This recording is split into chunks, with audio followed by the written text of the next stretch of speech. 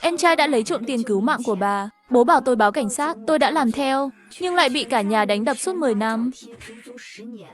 10 năm sau, khi em trai ra tù, nó lại làm tôi hết nhìn thấy mặt trời. Khi mở mắt ra, tôi lại trở về căn nhà đó. Buổi sáng ngày mất tiền. Mau đi báo cảnh sát đi, nhất định phải bắt được tên trộm khốn kiếp đó. Dám lấy cả tiền cứu mạng. Không sợ trời phạt sao? Bà nội bị ung thư gan. Cần thay gan với chi phí 1 triệu. Bố tôi ngày nào cũng quay cảnh bà đang cắm ống truyền. Cuối cùng cũng kêu gọi được 1 triệu tiền phẫu thuật. Nhưng quyển sổ tiết kiệm vừa để ở nhà một đêm đã không cánh mà bay. Kiếp trước, tôi làm mọi thứ theo chỉ dẫn của bố, nhưng lại thành kẻ bị cả nhà ruồng bỏ. Kiếp này, tôi sẽ khiến các người phải trả giá. Sao còn đứng đó? Mau đi báo cảnh sát đi. Được rồi, bây giờ con đi báo cảnh sát đây. Tôi vội vàng bước vài bước, lại chợt nhớ ra điều gì đó, quay lại. Bố, hôm qua bà nói với con, muốn ăn canh gà và bánh bao nhân nấm tùng nhung. Bố nhớ làm cho bà nhé. Bình thường ở nhà, bố tôi chẳng bao giờ làm việc gì. Nhất là từ khi tận dụng việc bà bệnh để trở thành người nổi tiếng. Bố càng không thèm làm việc nhà. Không ngoài dự đoán, bố tôi gọi tôi lại. Những việc nhỏ thế này để con làm đi. Con ở nhà nấu canh gà cho bà. Bố tự đi báo cảnh sát. Được thôi, ra ngoài chưa đầy 20 phút. Tôi đã thấy video bố quay cảnh báo án. Tiêu đề là 1 triệu tiền thiện nguyện biến mất trong đêm. Video này nhanh chóng lọt top tìm kiếm, gây ra hàng chục ngàn cuộc thảo luận. Tôi ngồi đây xem kẻ nào không có lương tâm lại dám lấy trộm tiền cứu mạng. Người ăn trộm tiền thì nên gánh luôn cả bệnh tật và xui xẻo. Nếu bắt được, phải đánh chết kẻ đó ngay. Tuyệt đối không thể tha thứ. Buổi trưa tôi nấu bánh chèo. Còn chuẩn bị thêm vài món ăn phụ ngon miệng, mang lên cho bà ăn. Kết quả lại bị bà mắng một trận. Phi, ba đã nói với mày rồi cơ mà.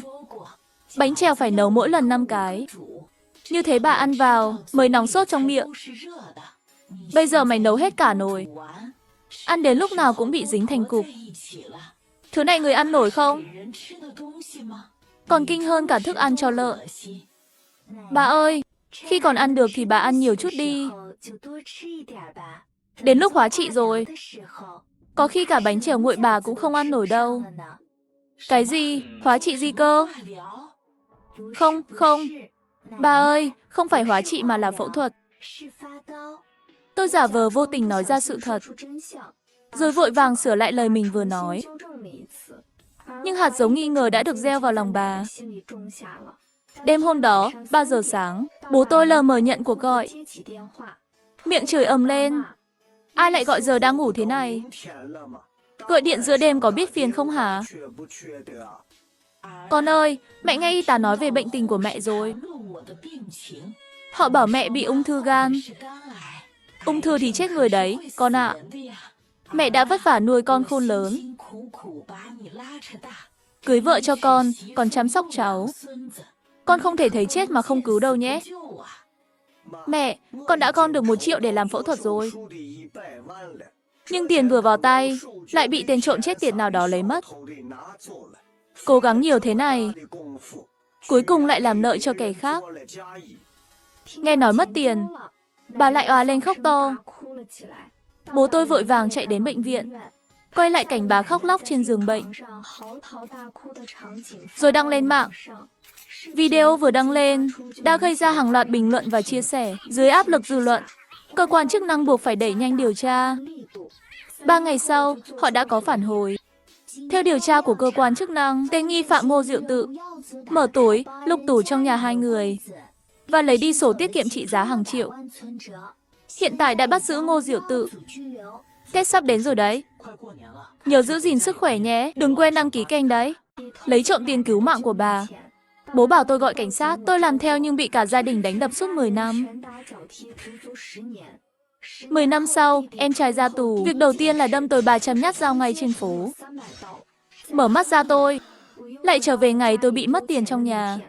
Cha tôi, người đã gọi kẻ trộm là đánh đập giết người, lại chính là con trai ruột của ông. Ngô Diệu Tự, đừng đi. Khai nhận là con trai của ông. Cậu ấy xin gặp ông. Bố ơi, mau nói với cảnh sát đi. Con lấy tiền là của gia đình mình mà. Con trai lấy tiền của bố thì sao? Đó là chuyện đương nhiên. Nhanh để họ thả con ra. Chẳng qua là lại tiếp tục kiếm tiền từ các nhà hảo tâm thôi. Kiếp trước, bố biết người trộm tiền là con trai mình. Định làm bản cam kết tha cho em trai. Nhưng không ngờ lời nói kiêu ngạo của em trai bị người ta đăng lên mạng. Và bố, để giữ hình tượng người nổi tiếng trên mạng, đã từ chối viết bản cam kết. Em trai vì vậy mà bị bắt giam, bị kết án 10 năm. Kiếp này không phải tôi báo cảnh sát nữa. Tôi muốn xem bố của tôi có gánh nổi cái tội này không. Quả nhiên video em trai là hết dữ dội, vẫn bị đăng lên mạng. Bố nhìn thấy những ý kiến không có lợi cho mình trên mạng, lo lắng đến mức cau mày lại. Thắng Thắng ơi, con nói xem, tôi có nên đi giải quyết chuyện với em trai không? Bố ơi, em trai đã phá hoại tiền cứu mạng của bà nội. Chuyện này nên hỏi ý kiến bà nội đi. Câu nói xưa có nói, người già tham tiền, rất ít người sợ chết. Bà nội đã đủ 3 điểm này. Bà cũng nghe được dư luận trên mạng, sợ rằng không ai quan tâm đến mình. Con trai, tiền cứu mạng của mẹ đã bị Ngô Diệu Tự tiêu hết.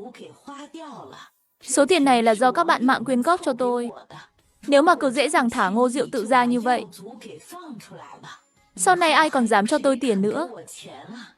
Thôi thì để Ngô Diệu Tự ở trong đó một thời gian đi.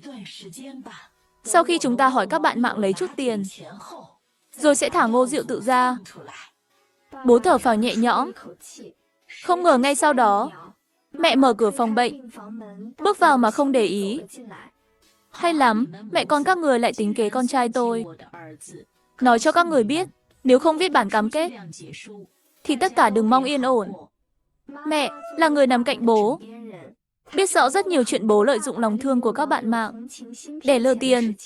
Nếu mẹ thật sự đem chuyện này nói ra, thì bố và bà nội sẽ phải ngồi tù hết đời. Truyền thuyết của các bậc thánh nhân chẳng phải là điều vinh quang đâu.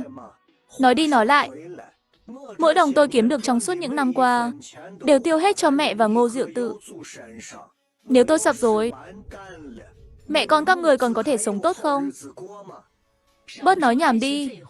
Con trai tôi là mạng sống của tôi. Nếu bà không viết bản cam kết, chúng ta cùng nhau xuống địa ngục đi. Đừng quên những gì bà đã làm khi còn trẻ. Có người đàn ông nào như tôi không? Đeo mũ xanh mà vẫn nhịn nhục chịu đựng. Có người phụ nữ nào như bà không? Làm những chuyện có lỗi mà vẫn biết cứng rắn. Nếu lúc trước không phải bà quỳ xuống cầu xin tôi không ly hôn, chắc tôi đã trở thành phu nhân của ông chủ rồi. Hôn nhân là chuyện tệ hại mà bà gây ra. Những năm qua, bố chỉ đánh tôi. Ông ấy chưa bao giờ động tay vào em trai và mẹ tôi. Biến cố đột ngột khiến phòng bệnh rơi vào sự im lặng ngượng ngùng. Ngay sau đó là những tiếng khóc thét và mắng chửi. Bệnh viện cấm ồn ào. Hai người đừng cãi nhau nữa. Vì bị mẹ đe dọa, bố đã viết bản cam kết. Em trai vì vậy mà được giảm án 7 năm.